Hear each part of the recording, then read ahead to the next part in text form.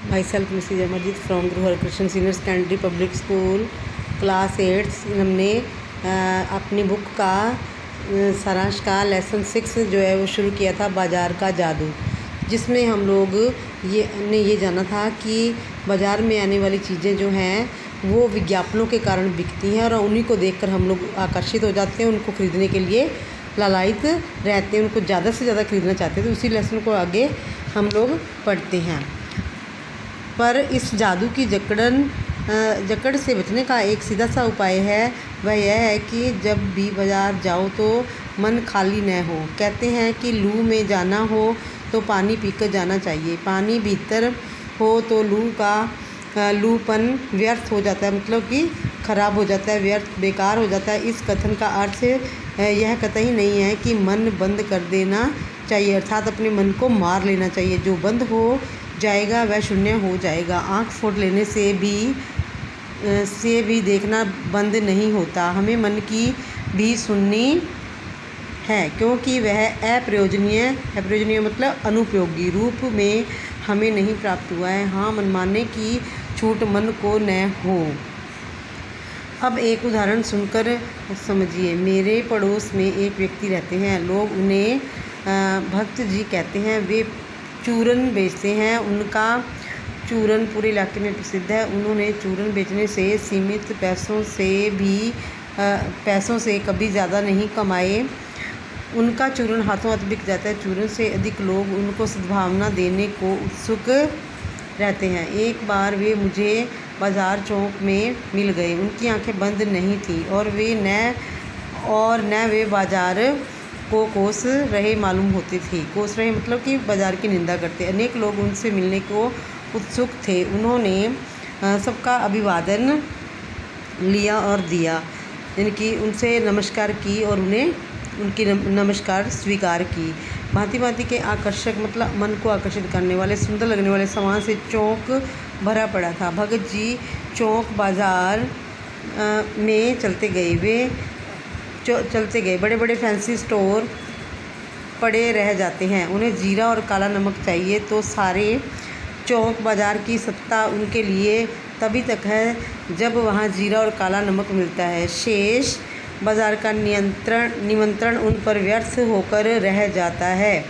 मतलब कि जो चीज़ उन्हें पसंद आती है उसी को ही वो लेना पसंद करते हैं। इसके विपरीत एक दूसरी स्थिति देखिए। विपरीत मतलब उल्टा, अपोजिट। एक बार की बात है, एक मित्र पत्नी के साथ बाज़ार गए तो थे एक मामूली चीज़ लेने, पर लौटे तो बंडलों से लदे फदे, मतलब कि ऐसे ही व्यर्थ का सामान उठा ले। मैंने पूछा, यह सब क्या है?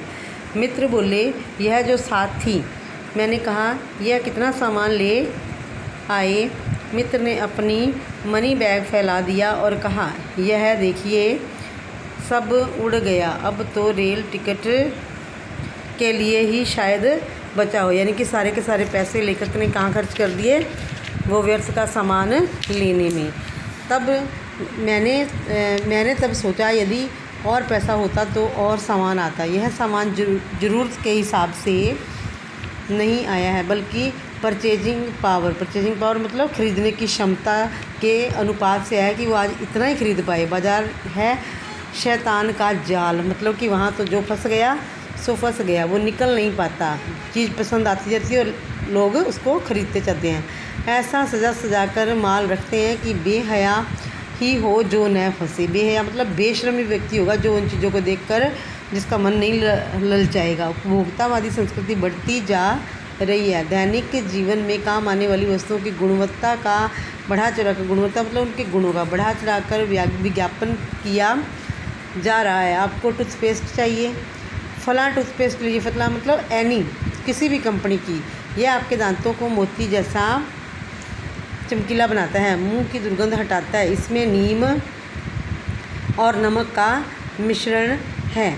यह मसूड़ों को मजबूत बनाता है और उन्हें पूर्ण सुरक्षा प्रदान करता है। किसी टूथपेस्ट या मंजन को ऋषि मुनियों द्वारा स्वीकृत तक बता दिया जाता है। स्वीकृत मतलब जो है मंजूर किया हुआ, माना हुआ। इस विज्ञापन कला का विस्तार इतनी तेज़ी से हो रहा है कि लगता है ऐसा युग आने वाला है जब शिक्षा, विज्ञान, संस्कृति और साहित्य आदि का उपयोग केवल विज्ञापन कला के लिए ही रह जाएगा। यदि आप किसी मंदिर की मूर्ति के नीचे खड़े होंगे तो उसके नीचे एक पट्टी लगी होगी। इस मूर्ति और इस भवन के निर्माण का श्रेय लाल हाथी के निशान वाले निर्माताओं को जाता है।